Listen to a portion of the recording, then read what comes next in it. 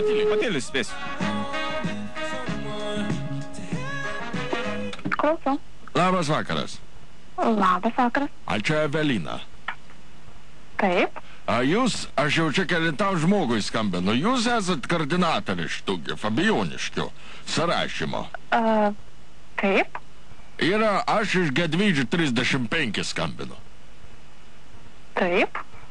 Va, esu aš Vasiliauskas ir klausykit, jūsų tie, kur man surašinėtojai, kur pardavė tą, reiškia, tą jau tą valymo šluotą, jinai pas mane sulūžo jau antrą dieną.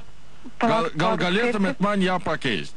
Kaip sakat? Nes jeigu būkit malonus, jeigu jau surašėt, aš jūsų pirkau, tai bent jau kokybišką prekę duokit.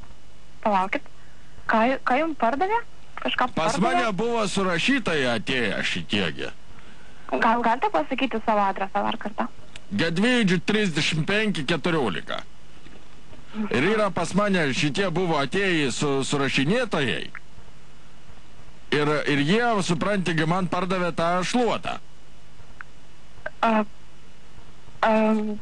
Žiūrėkit, aš bijau, kad jūs apgavo.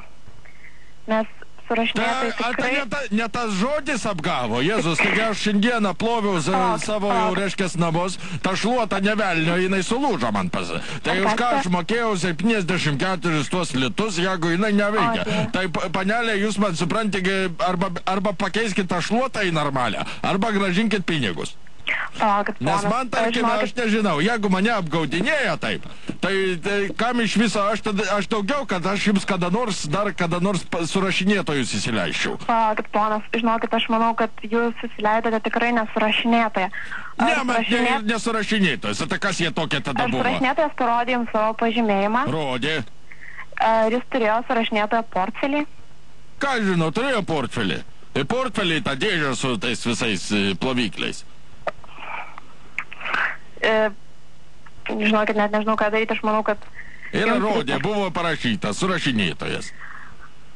Matot, aš dabar esu nedarbe ir tai yra mano nedarbo laikas, aš negaliu prisijungti. Tai aš jau kelintam žmogui skambinu. Aš jau skambinu kelintam žmogui, sakė, jūs koordinatoriai, jūs žinosite, iš kur man tos pinigus atsimt. Jums tai sakė, kad aš žinosiu, iš kur tos pinigus. Taip.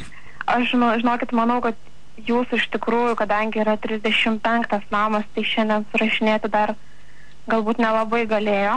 Nu kaip negalėjo, jeigu surašė, klausinėjo manęs viską, aš jums ir sąskaitas pasakiau į viską, tai dabar supranti, gaunasi, kad jiems... Padarėt, jūs užblokuokite savo kortelę dabar. A kam čia tai? Nes surašinėtojas tikrai negali prašyti jokių jūsų duomenų. Sakė, kad reikia, ir žmonos į savo pasakiau. Jūs skambinkite ir užblokuokite savo korteles.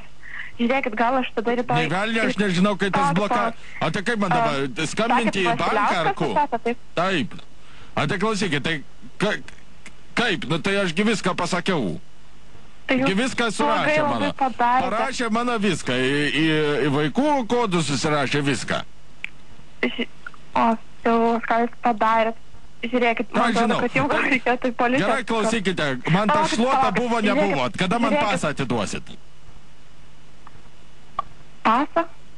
Klausykit, gal aš rytoj, kai naisiu darbą, aš pasižiūrėsiu, kas yra... Ne, tai klausykit, tai man rytoj jau... Gal meniškai jūs aplankyti.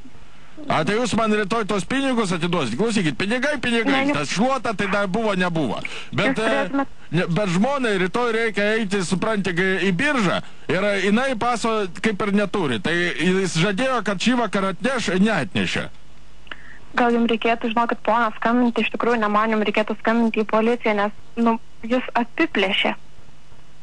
Kaip taip mane apiplėšė? Tikrai ne mūsų darbuotojai. Tai jūs mane apiplėšėt? Ne, aš jūs apiplėšiau, bet kažkas... Ne, tai aš suprantu, kad ne jūs, ale jūsgi jos koordinuoja tas plėšikus. Ne plėšikus, aš koordinuoju surašinėtojus, bet bijau, kad pas jūs atėjo apsimetę. Surašinėtojus plėšikus. Ir jūs įsileidžiate. Gal galite pasakyti, kokiu dalyku jūsų klausinėjo? Nu ką, užsirašė, reiškia, kad vaikų turiu, pasakiau, kad turiu.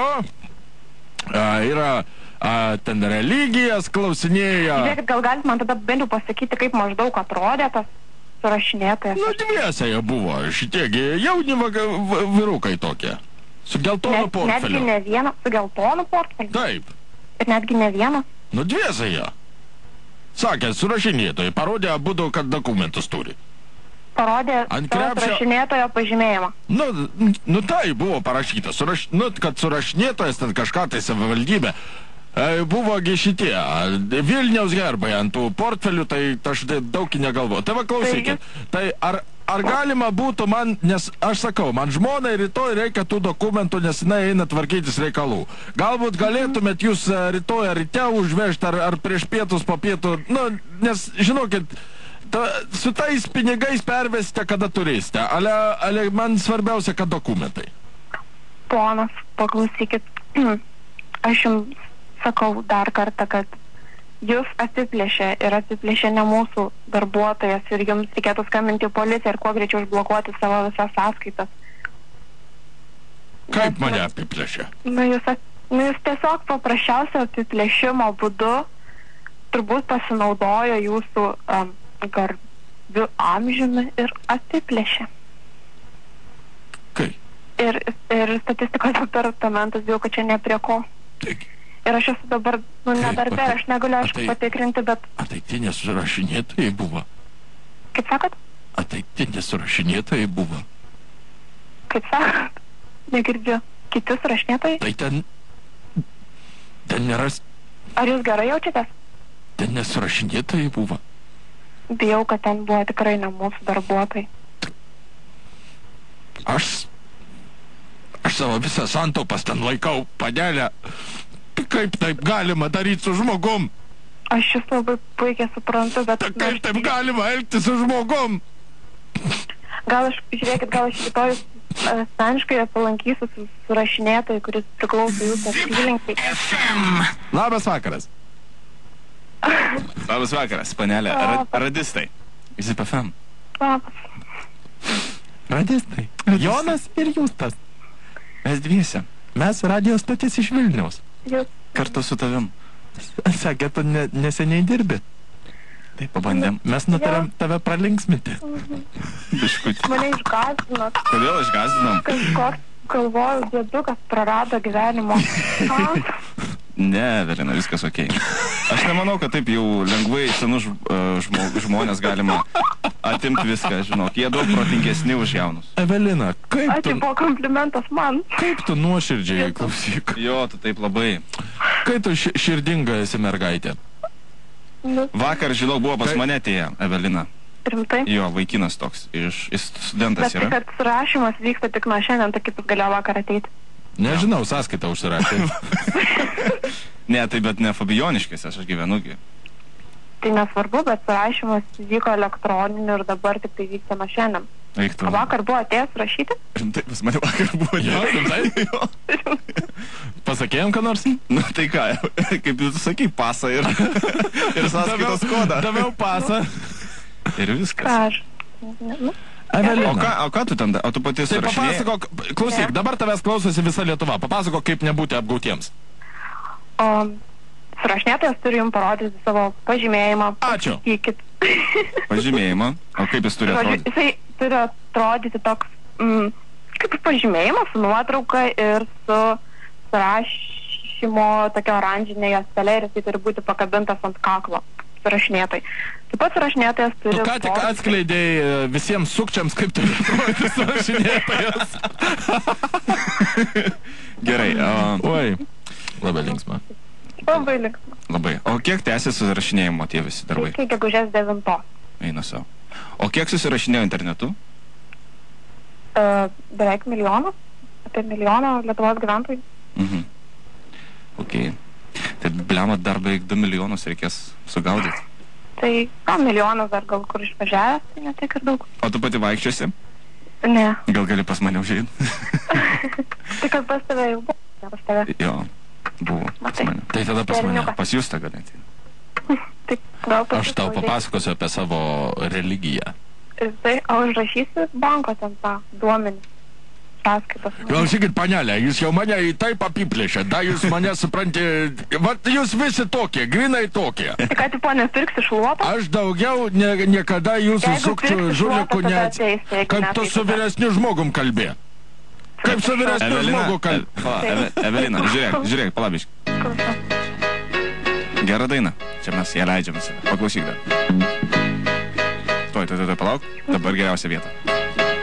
O, go. I need a dollar.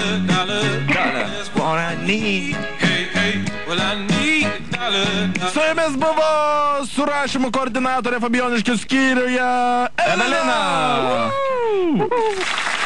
Ačiū.